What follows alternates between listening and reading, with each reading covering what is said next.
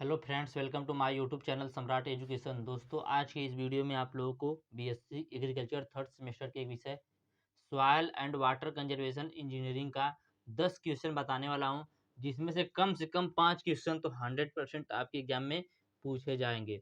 तो आप लोग वीडियो पूरा देखिएगा और वीडियो अच्छा लगे तो वीडियो को लाइक कीजिएगा, चैनल को सब्सक्राइब कीजिएगा और शेयर कीजिएगा। चलिए स्टार्ट करते हैं। सबसे पहले है वाटर हार्वेस्टिंग, जल संचयन। तो जल संचयन क्या होता है, मैं आप लोगों को पहले बता देता हूँ। दोस्तों, आप लोग देखते होंगे कभी कभी जब बारिश होता है तो बारिश जब होने के बाद बारिश का कुछ पानी ऐसा होता है जो जमीन पर बहने लगता है। तो दोस्तों, ये जो जमीन में पानी बह रहा है, इसी पानी को एक जगह स्टोर करके खेती के कार्य में लाना, ये वाटर हार्वेस्टिंग कहलाता है। कैसे दोस्तों?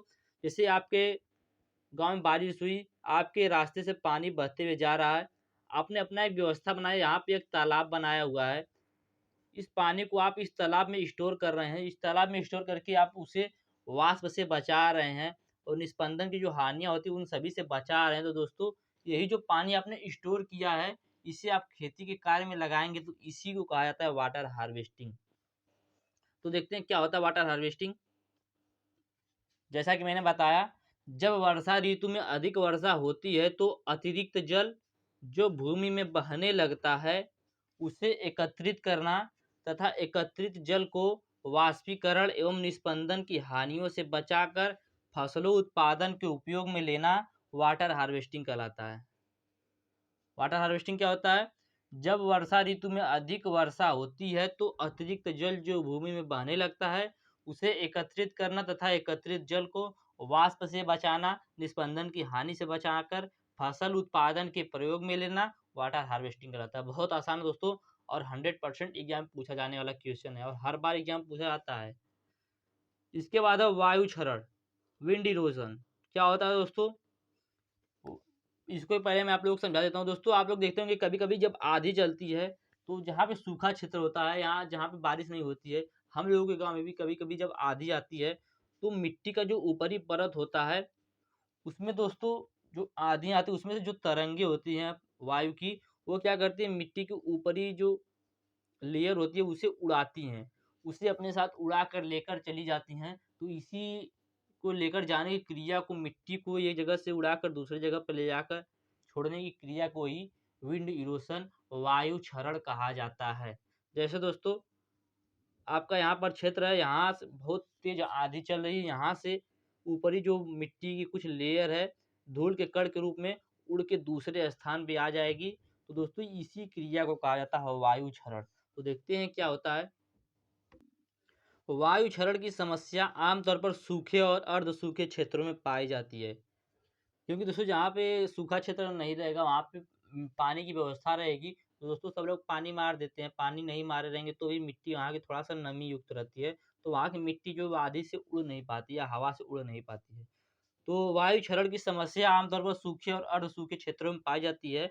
इन क्षेत्रों में मिट्टी के ढीली होने तथा वनस्पतियों के अपर्याप्त होने के कारण बेरोक टोक के बहती हवाएं अपनी तरंगों से भूमि पृष्ठ की घिसाई या अपघर्षण करती हैं, जिसके फलस्वरूप भारी मात्रा में धूल के कण हवा की तरंगों के साथ दूर दूर तक बह जाते हैं, जिसे वायु क्षरण कहते हैं। तो दोस्तों, वायु क्षरण हो गया है। वायु क्षरण क्या है, आप लोग बस समझ लीजिए, आप लोग अपने से लिख लेंगे। वायु क्षरण वो होता है दोस्तों, जब तेज हवा चलेगी तो आपकी भूमि का जो ऊपरी परत है उसमें अपघर्षण होगा, अपघर्षण होने से उसमें से धूल के कुछ कण उड़ेंगे वायु के साथ, तो उसी क्रिया को कहा जाता है वायु क्षरण।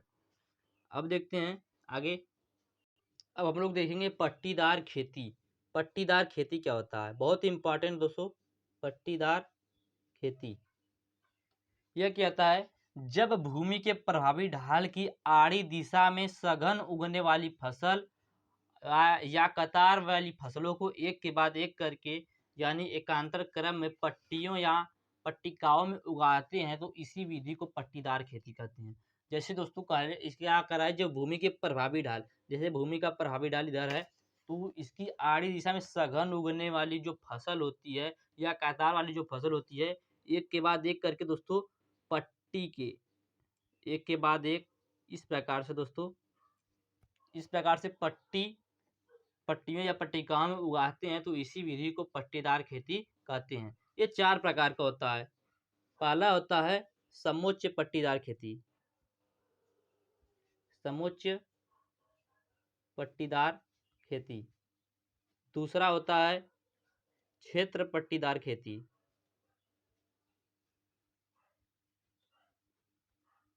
और तीसरा होता है वायु पट्टीदार खेती। चौथा होता है प्रतिरोधी पट्टीदार खेती।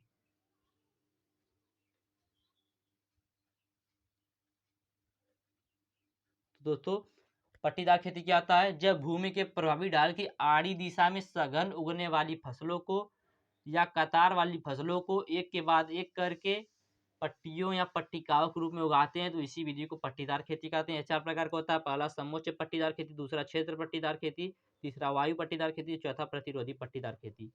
आप सीधे लिख सकते हैं कि जब पट्टियों के रूप में या पट्टिकाओं के रूप में एक के बाद एक करके एकांतर क्रम में फसलों की बुआई की जाती है या खेती की जाती है, तो इस विधि को पट्टीदार खेती कहते हैं। आगे चलते हैं। घासदार जल निकास, घासदार जल निकास या इसे कह सकते हैं ग्रास्ड वाटरवेज, घासदार जल निकास।